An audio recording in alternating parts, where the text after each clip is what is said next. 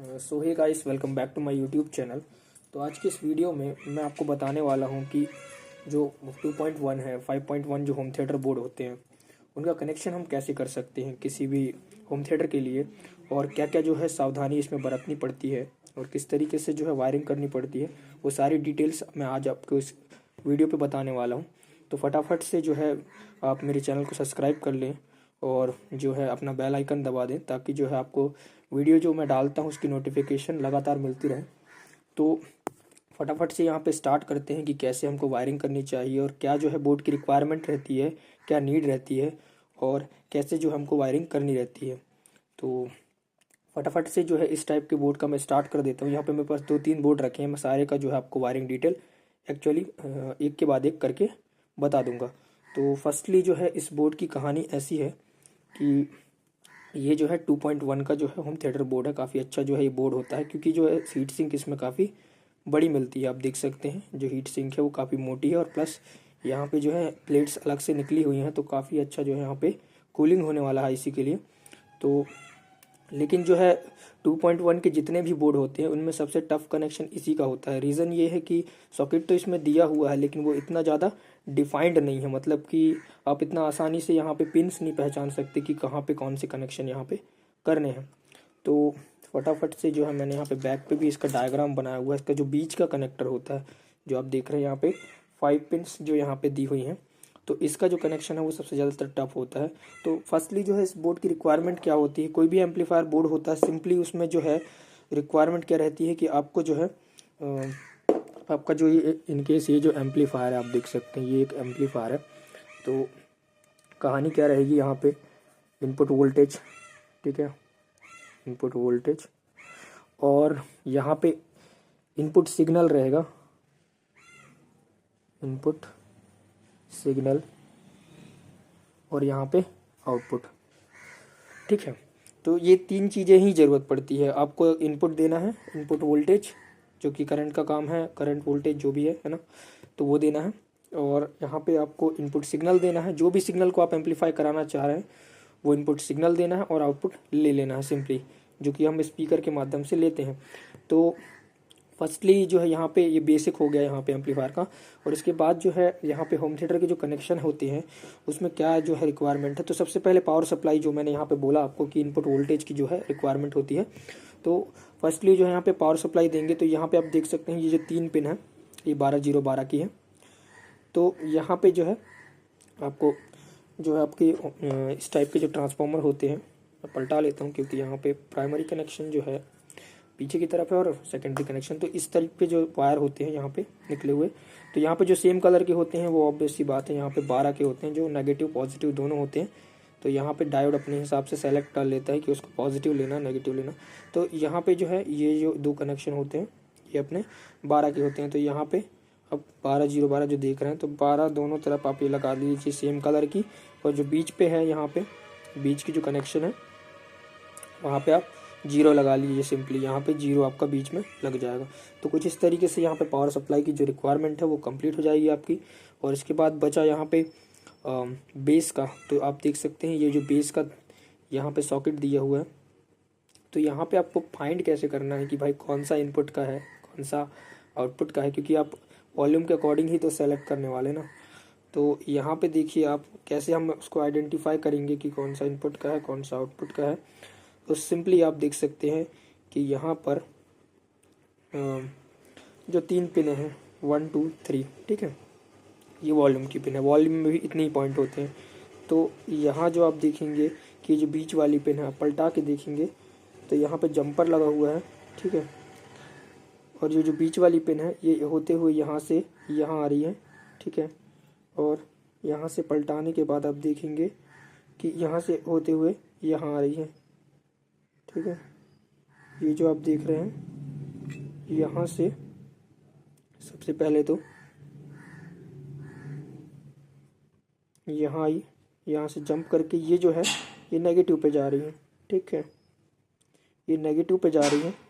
अब देख सकते हैं यहाँ से यहाँ जंप करके, मतलब ये जो है ग्राउंड पिन है, ठीक है, और जो बीच वाली पिन है वो यहाँ से जंप करते हुए यहाँ जा रही है, ठीक है, और यहाँ जाने के बाद ये यहाँ पे यहाँ पे आने के बाद जो आप अगर बोर्ड को पलटाएंगे तो आप देखेंगे कि यहाँ पे एक रजिस्टर लगा हुआ है, जिसके माध्यम से जो है ये यहाँ से जंप करके इनपुट पिन में जा रही। तो ऑब्वियस सी बात है कि ये आईसी का इनपुट है, आईसी का इनपुट है तो वॉल्यूम का आउटपुट होगा, क्योंकि वॉल्यूम से ही निकल के यहाँ पे जो है इनपुट कराइए सबवूफर के लिए।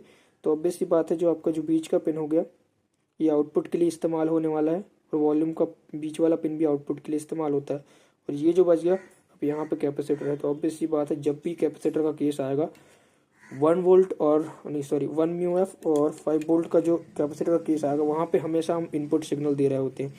तो यहाँ पे जो है बेस की इनपुट पिन लगेगी, मतलब वॉल्यूम की इनपुट पिन यहाँ पे सोल्डरिंग होगी आपकी। तो वॉल्यूम का इनपुट है वहाँ पे लगा लीजिए। तो ये सिंपली वो इनपुट यहाँ चला जाएगा, आपका आउटपुट यहाँ से यहाँ निकल के आ जाएगा और यहाँ से यहाँ निकल के आ जाएगा आउटपुट इस आईसी में, और जो है आपका ग्राउंड यहाँ से मिल जाएगा। तो ये जो है वॉल्यूम की रिक्वायरमेंट होती है 3 पिन की, तो वो यहाँ से कंप्लीट हो जाएगी। तो ये हो गया आपका बेस का कनेक्शन। अब बचा जो बीच का पॉइंट है, अब यहाँ पे आपको देखना है कि भाई मैं राइट लेफ्ट कैसे सेलेक्ट करूँ, कौन सा पिन राइट लेफ्ट का होगा। यहाँ तो पूरी 5 की 5 पिन होती है, तो ये सबसे टफ काम होता है। तो इसी का डायग्राम आप नीचे देख सकते हैं। जो चीज़ें हैं मैंने सारी आइडेंटिफाई करी हुई हैं, सारा मैंने एक्सप्लेन किया यहाँ पे कि कैसे आपको कनेक्शन करने हैं। तो सिंपली अगर आप बोर्ड को ऐसा कुछ रखते हैं, है ना, सॉरी ऐसा कुछ रखते हैं, है ना, इस हिसाब से मैंने करा यहाँ पे आप देख सकते हैं। तो यहाँ से जो फर्स्ट वाली लैग है आप देखेंगे, ये जो फर्स्ट वाली लैग है और यहाँ की जो फर्स्ट वाली लैग है, चूँकि जो है इसमें आप देखेंगे कि 7805 रेगुलेटर आईसी नहीं लगी हुई है। आप देखेंगे इस बोर्ड में लगा ये इसमें नहीं लगा। तो इसने कैसे बनाया है, इसने क्या किया है कि अब 12 वोल्ट जो है आगे आपका जो पैनल होता है डिस्प्ले का, उस पर जो है कभी कभी 7805 लगा हुआ तो रहता है, तो यहाँ से उसने 12 वोल्ट निकाला है उसके लिए। तो ये जो फर्स्ट वाली जो पिन होती है, यहाँ से आप देखेंगे कि ये जो फर्स्ट वाली पिन है और ये जो फर्स्ट वाली पिन है, ये 12 वोल्ट को डेडिकेट करती है, मतलब यहाँ पे जो है आपके 12 वोल्ट निकल के आ रहे हैं, ठीक है।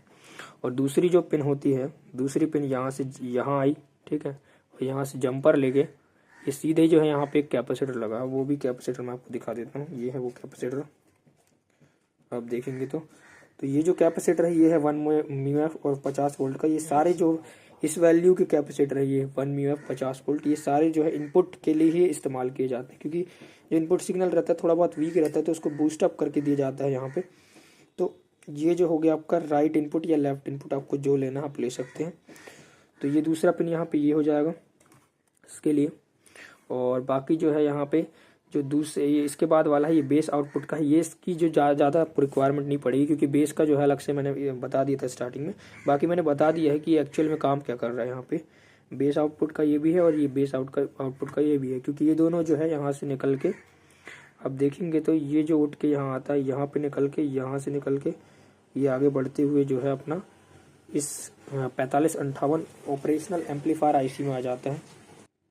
तो गाइस यहाँ पे जो है अपना जो 2 बेस की पिन है इसकी ज़रूरत आपको पड़ेगी नहीं, और जो लास्ट पिन यहाँ पे आती है वो भी एक जो है यहाँ पे लेफ्ट या राइट की पिन होगी आपके लिए। तो मतलब यहाँ से आप अगर इसको लेफ्ट मानते हैं तो इसको राइट मान सकते हैं। और यहाँ पे वापस से जो है आपको एक 1 म्यूएफ 50 वोल्ट का कैपेसिटर इसके फर्स्ट पॉइंट पे मिलेगा, जो कि यहाँ पे आप देख सकते हैं कि यहाँ से आने के बाद आपको थोड़ा सा और करीब से दिखाऊंगा। यहाँ से आने के बाद यहाँ पे जो गैप बना है, ये जो है ये यहाँ पे एक कैपेसिटर लगा हुआ है। इसको एग्जैक्ट अगर आप ऐसे पलटाते हैं तो आपको ये दिखेगा, ये जो कैपेसिटर है। तो फर्स्ट वापस से यहाँ पे आप देखोगे तो ये फर्स्ट पिन आईसी की जो है यहाँ पे सेकंड आईसी की फर्स्ट पिन में जो है यहाँ पे इनपुट हो रहा है। तो ये जो है यहाँ पे दोनों 20-30 आईसी की जो है अपने को इनपुट मिल चुकी है। तो ये आपके लिए राइट लेफ्ट का काम करेगी। वॉल्यूम की जो पिन है वहाँ से आप यहाँ से राइट लेफ्ट ले लेंगे और सिंपली जो है यहाँ पे कनेक्शन यहाँ पे हो जाते हैं सारे फिर।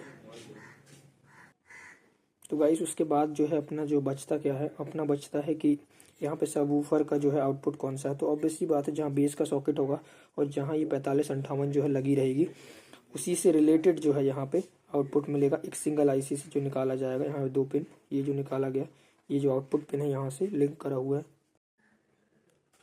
तो गाइस यहाँ पे जो है अपना सबवूफर की जो वायरिंग यहाँ पे हो जाती है, ये जो पॉइंट है सबवूफर का, तो यहाँ से सबवूफर का जो रिक्वायरमेंट है यहाँ से कंप्लीट हो जाता है, जो कि बेस चलाने वाला काम करता है। तो ये जो है आपका सबवूफर का आउटपुट हो जाता है। और इसके बाद जो बचा रहता है वो है आपका ट्विटर का कनेक्शन, जिसके लिए ये जो 2 आईसी है वो जिम्मेदार होती हैं।